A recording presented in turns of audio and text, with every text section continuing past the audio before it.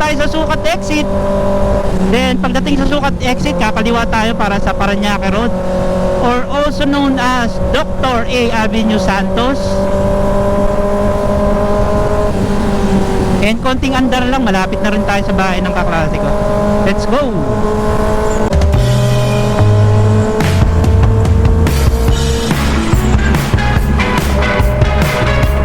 Ayun na, oh, Sukat exit, no? Then kakaliwa tayo para pupunta tayo ng Parañaque. Yun, binasa. Kung hindi, oh, bibitaw tayo sa ano, dudukutin ko yung wallet ko. Ang hirap ng sitwasyon.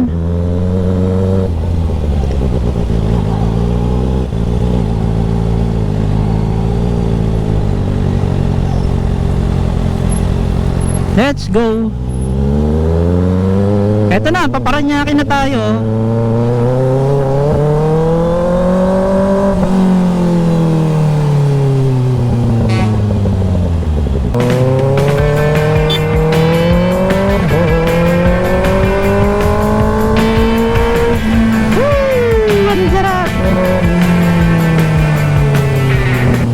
Dati maluwag pa yung daan dito, pero nung inanuhan na ng Skyway, medyo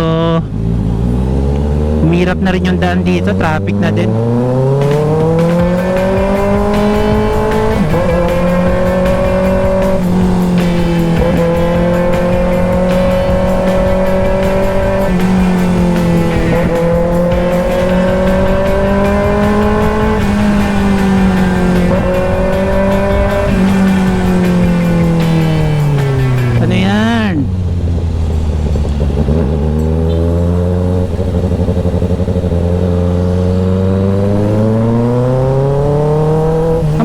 Pag dumaan ka naman sa motorcycle lane, pag may pumapara sa jeep, titigil sila sa kanan, nabala ka naman.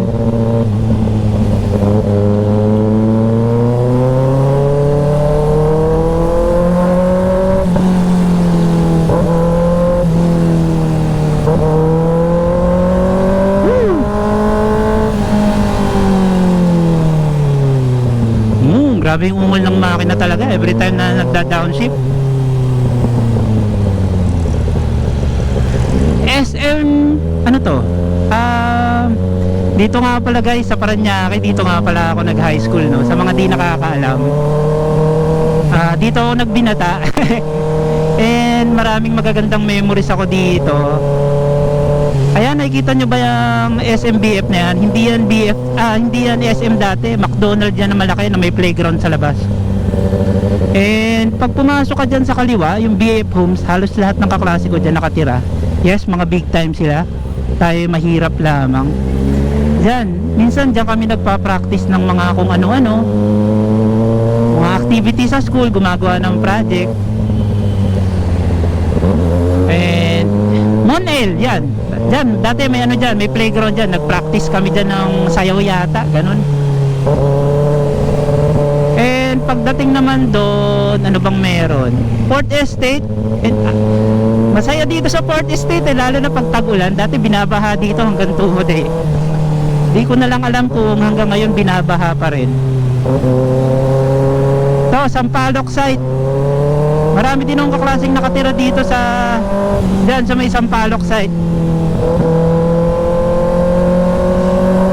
Ito yung sinasabi kong subdivision dito, papasok dyan. Shoutout sa'yo, Jerry Ace Borbe! Yung kaklase kong big time dyan, nakatira sa ano, sa Port Estate. Dati pag tagulan, grabe guys, binabaha dito hanggang tuhod. Kaya yun. Pero solid tong lugar na to. Pagpasok mo dyan, may malaking subdivision dyan, casa, doon nakatira yung kaklase ko, si Jerry Ace Borbe. Shout out sa'yo, Jerry Ace Borbe. Yan. Hindi lang siya yung kaklase ko nakatira dyan, marami pa. Pero siya yung pinaka-tropa ko noon nung high school kami. Third year kami noon. Ang section namin is Pythagoras. Kaya yon.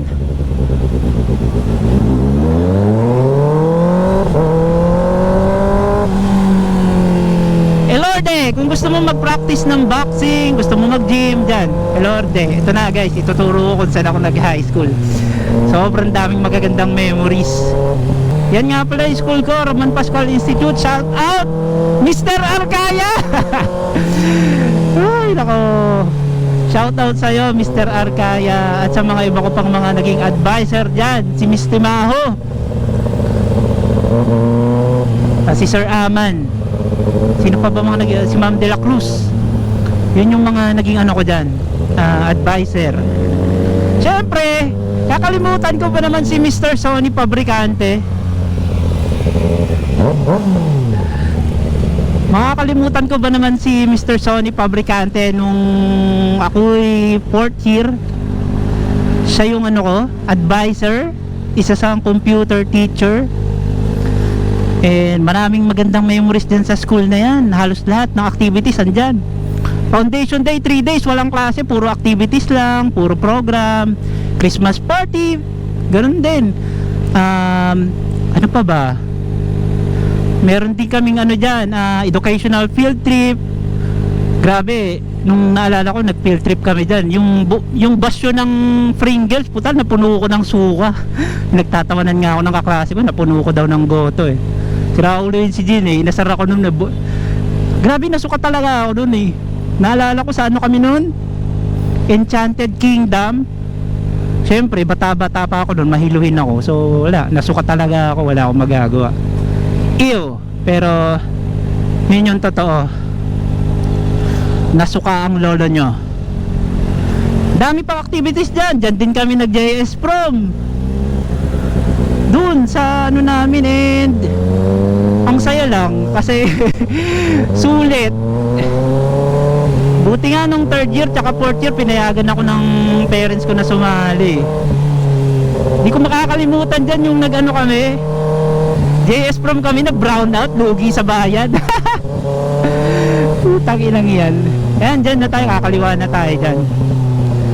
Dyan na yung bahay ng kaklase ko. And UPS 5.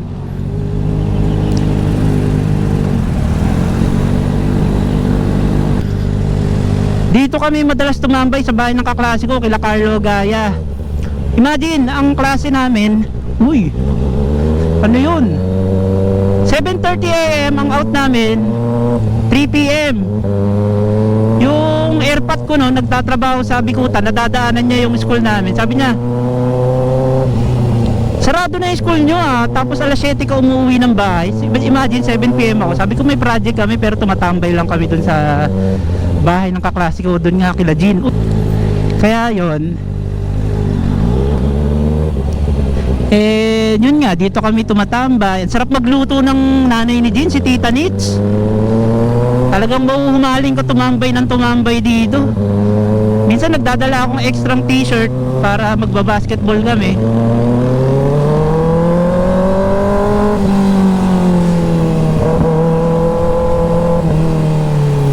Ang dami naming activity rito. Minsan pag sinisipag, yung mga assignments dito na rin namin ginagawa para pag uwi ng bahay matutulog na lang ako.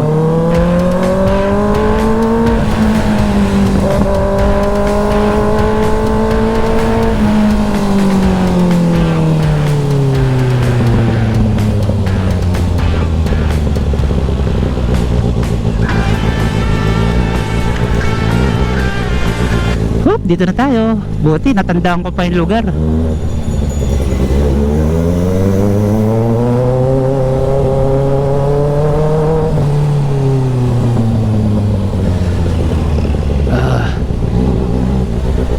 Ouch! Aray ko. Bomba.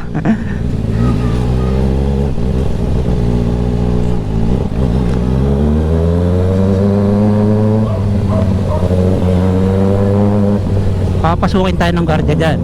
Homeowners president dito yung mama ni Jean eh. Ganun kalakas yun dito eh.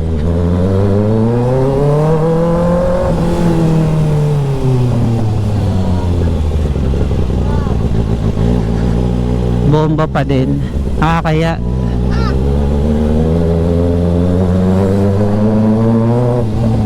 Residential area to, boy! Yari tayo pag nag-ingay tayo, marereklamo tayo.